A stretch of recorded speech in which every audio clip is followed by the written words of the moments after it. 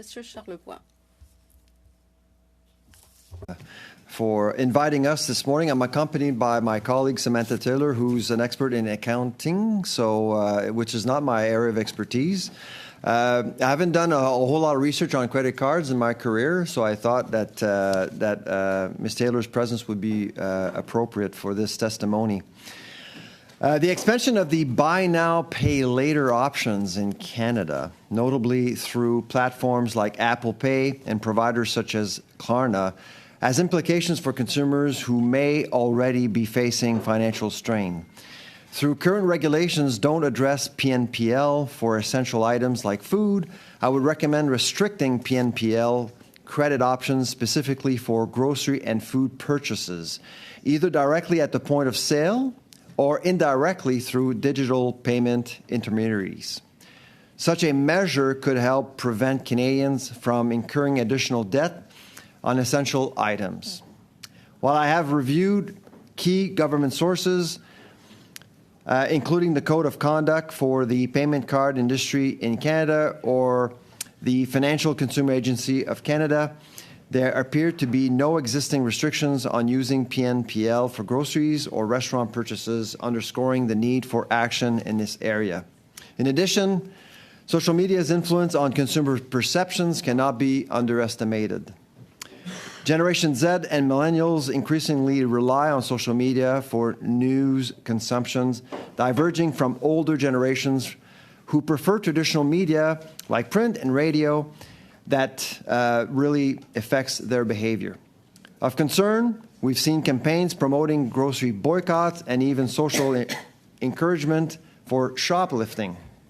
To address the potential influence of bots and coordinated misinformation, which may disproportionately affect younger Canadians, I recommend considering requiring social media platforms to implement a verification system for users on online platforms to prevent manipulation of Canadian consumers by automated accounts.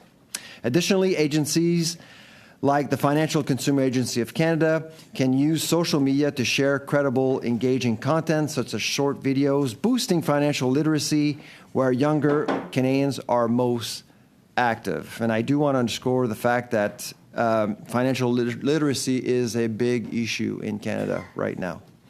At this point, I'd like to pass it to my colleague, Samantha Taylor, for the remaining of our opening remarks. Thank you, Sylvain. Thank you, Chair and distinguished committee members. I am Samantha Taylor, and I am here to offer insights about financial technology, social influence, and food security. The rise of Buy Now, Pay Later, BNPL, is becoming increasingly popular in Canada, offered through platforms like Apple Pay and Klarna. It appears that current regulations do not prevent consumers from using such mechanisms to purchase food. With these additional credit offerings, Canadians may be inadvertently increasing their consumer debt. To address this, I recommend introducing regulations to prevent BNPL purchases for food items in possibly restaurants, either directly or indirectly through third-party platforms. Next, I'd like to discuss social media influencers and their effect on consumer behavior and perception of food security. Campaigns by influencers, even with positive intent, can lead to price volatility or encourage illegal activities like shoplifting. Further, Gen Z and millennials are more likely to consume news online, especially via social media, as compared to older generations. Notably, Gen Z is just as likely to trust social media and professional journalists versus older generations who prefer professional journalists. To counteract this, I propose exploring user verification measures for social media platforms operating in Canada. This could prevent autonomous accounts, bots, which can drive misinformation campaigns. Additionally, I recommend agencies like the Financial Consumer Agency of Canada to consider mobilizing their content via social media to meet younger Canadians where they are. Lastly, a greater number of Canadian consumers are ordering and paying for groceries online. I recommend considering introducing restrictions against online grocers, saving consumer credit card information to protect them from data breaches. By proactively addressing these technological and financial risks, we can better support Canadian consumers in managing their finances and ensuring stable access to food. I look forward to discussing these recommendations in detail. Thank you. Merci beaucoup. Je passerai maintenant la... Thank you.